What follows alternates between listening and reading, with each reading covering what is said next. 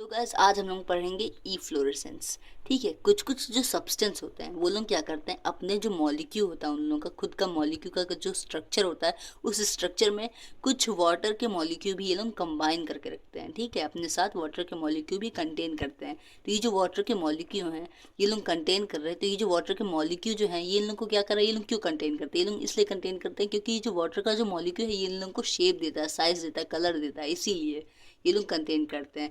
पर जब इन सब्सटेंस को हम लोग मतलब कि सूखी हवाएं चल रही हों, थोड़ा सा गर्मी का मौसम हो, हम लोग उसको रख देते तो क्या होता है कि ये जो सब्सटेंस है ये लोग क्या करता है कि अपना जो वाटर के जो मॉलिक्यूल है उसको लूज कर देता है। देखिए, जो ये लूज कर रहा है इसी फिनोमिना को कहते हैं इफ्लोरोसेंस।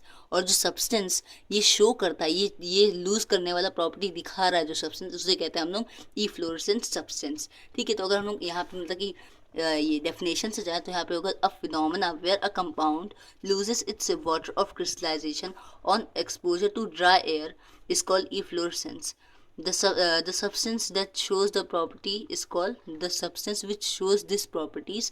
ठीक है, that shows such properties is called efflorescent substance. ठीक है, उसके बाद फिर गाइस यहाँ पे कुछ एग्जांपल हैं, वॉशिंग सोडा, इप्सम सॉल्ट और ये ग्लोबर सॉल्ट। ठीक है, बात क्या है कि अगर हम लोग वॉशिंग सोडा लेंगे, और वॉशिंग सोडा मतलब कि क्या है, सोडियम कार्बोनेट डेकाहाइड्रेट। ठीक है, जो ये सोडियम कार्बोनेट डेकाहाइड्रेट है अगर हमने उसको ऐसे ही खुली हवा में रख देंगे तो ये क्या होगा कि अपना जो ये 10 मॉलिक्यूल उसके पास है वाटर का, वो क्या करेगा, 9 मॉलिक्यूल लूज कर देगा। ठीक है, 9 मॉलिक्यूल लूज कर देगा, उसके पास सिर्फ एक ही मॉलिक्यूल बचा रहेगा, तो ये क्या बन जाएगा, सोडियम कार्बोनेट मोनोहाइड्रेट। और जो 9 मॉलिक्यूल है वाटर का उसको ये लूज कर देगा। ठीक है, उसके बाद फिर गाइस यहाँ पे Epsom salt, magnesium sulphate, heptahydrate. ठीक है, तो ये जो मैग्नीशियम सल्फेट है ये क्या करेगा कि अगर हम लोग इसको मतलब कि खुली हवा में रख दें तो क्या होगा, गर्म हवा चलती हो तो ये क्या होगा कि ये क्या करेगा, अपना 6 मॉलिक्यूल वाटर का लूज कर देगा। ठीक है, तो ये क्या हो जाएगा, मैग्नीशियम सल्फेट मोनोहाइड्रेट, और ये 6 मॉलिक्यूल लूज कर देगा। उसके बाद फिर गैस ग्लोबल सॉल्ट में थोड़ा सा कंडीशन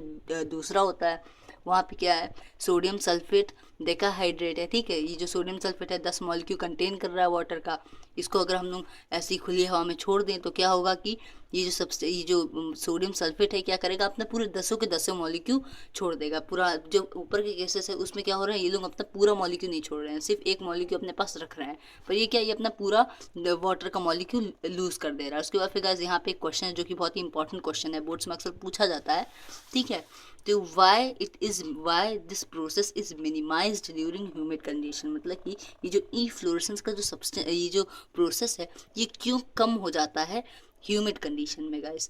ठीक है, या फिर क्वेश्चन आता है कि ये क्यों इंक्रीज हो जाता है जब टेम्परेचर इंक्रीज रहता है, तो ऐसा क्वेश्चन आता है। ठीक है, तो गाइस इसलिए क्योंकि ह्यूमिड कंडीशन है, ह्यूमिड कंडीशन मतलब कि जैसे कि बारिश का जो मौसम होता है उसमें अगर आप देखेंगे तो क्या होता है, जो हवा होती है ना, वो क्या होता है कि हवा जो होती है वो थोड़ा सा मतलब कि सूखी नहीं होती, थोड़ा वो ऑलरेडी मॉइस्चर कंटेन करती है। ठीक है, तो गैस जो सूखी हवा होती है वो गर्म होती है, ठीक, गर्म समय में बहती है।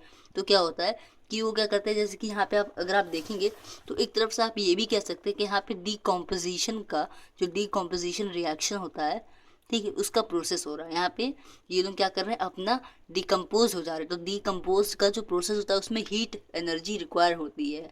ठीक है, तो ये यहाँ पे क्या हो रहा है कि इनको गर्मी चाहिए, तो ये जो हवाएं हैं इनमें मॉइस्चर है, मतलब कि ठंडी हवा होंगी। ठीक है, तो ये जो टेम्परेचर जब इंक्रीज होता है, गर्मी का समय चलता है, तो जो हवा होती है वो ड्राई होती है, लू होता है। ठीक है, एक तरफ से लोकल विंड, ठीक है, लू होता है।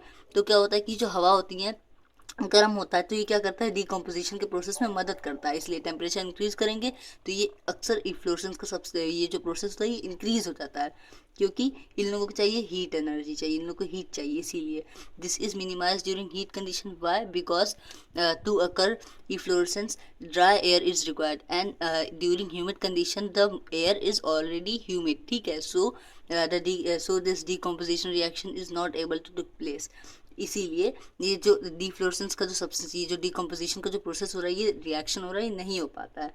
तो गैस अगर आपको इसका रिटर्न आंसर चाहिए तो गैस मैंने इंस्टाग्राम की मेरी आईडी है, नीचे मैं लिंक पे मैंने पूरा आंसर अच्छे से समझा के पोस्ट कर चुका है। ठीक है, तो गैस प्लीज़ वो जाके देख लीजिएगा, आप स्क्रीनशॉट भी मार सकते हैं उस चीज़ का।